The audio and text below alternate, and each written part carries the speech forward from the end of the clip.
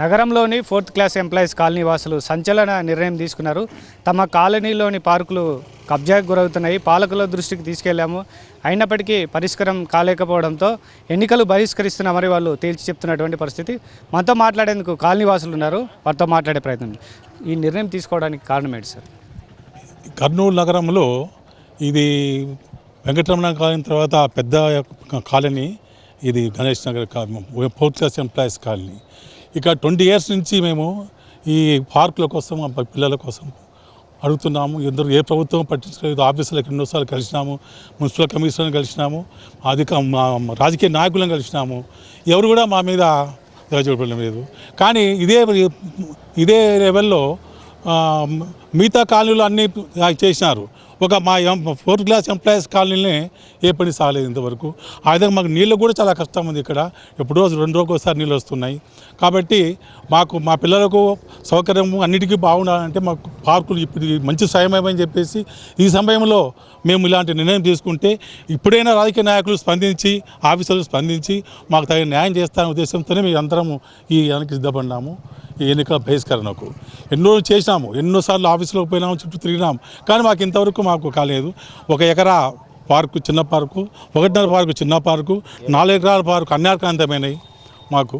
అది మేము కాల్ చేయమంటే మాకు అదిగాక ఆ కాలంలో అన్యాక్రాంతం వాళ్ళు ఏర్పరచుకుంటే వాళ్ళు మమ్మల్ని ఎగతాళి చేస్తున్నారు.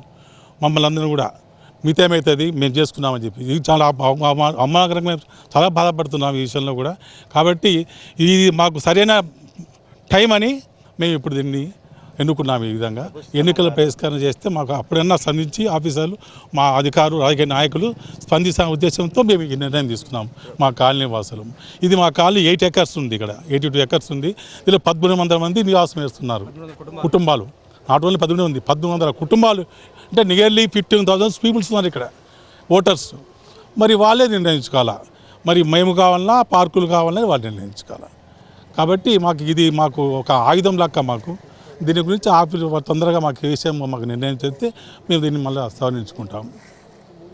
రేపండి ఈ 3 పార్కులు కబ్జాకు గురైనాయి అంటున్నారు కదా, ఆ పార్కుల పరిస్థితి ఎట్లా ఉందండి?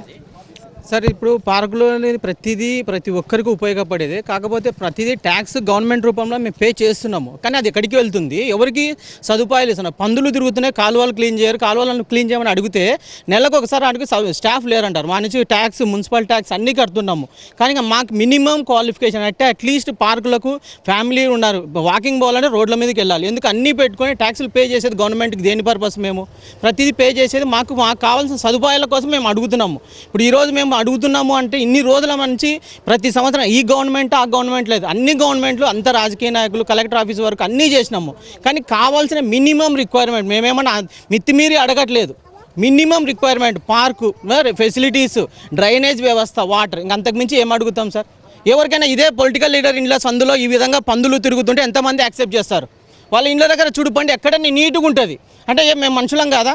ట్యాక్స్ పే చేయట్లేదా? మేము అన్నీ పే చేస్తున్నాం కదా. మినిమం సదుపాయాలు మాకు కల్పించండి. మేము అంతకుమించి ఏం అడగట్లేదు, అదొకటి కోరుకుంటున్నాము. చెప్పండి మేడం, ఫైనల్గా ఏం చెప్తారు? మాకు పార్క్ కావాలండి. పార్క్ లేకుండా మేము పిల్లలతో ఎక్కడెక్కడో తిరుగుతున్నాము. పార్కులు ఉంటే పిల్లలు ఒక చోట ఆడుకుంటారు, తల్లులు కూడా చూసుకోవడానికి, వాకింగ్ చేసుకోవడానికి, పెద్దవాళ్ళకి, ముసలి వాళ్ళకి కొంచెం తిరగడానికి వసతి బాగుంటుంది. ఇంకా పందులు అంటారు, పందులు కూడా చాలా ఎక్కువ అయినాయి.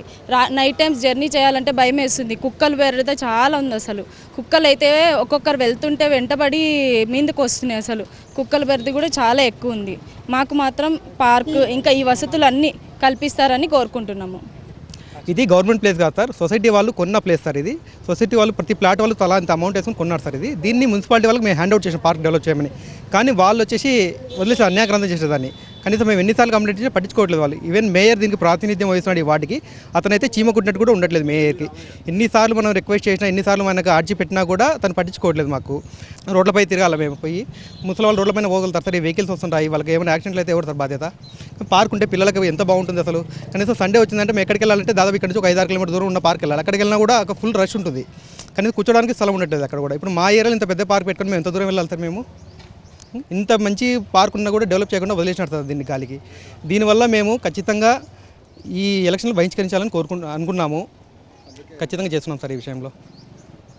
మొత్తం మీద అయితే నగరంలో తమ కాలనీలో దాదాపు 3 పార్కులు కూడా కబ్జాకు గురయ్యాయి. పాలకుల దృష్టికి తీసుకెళ్ళాము, వాళ్ళు పరిష్కరించలేదు. చాలా ఇబ్బందులకు గురవుతున్నాము.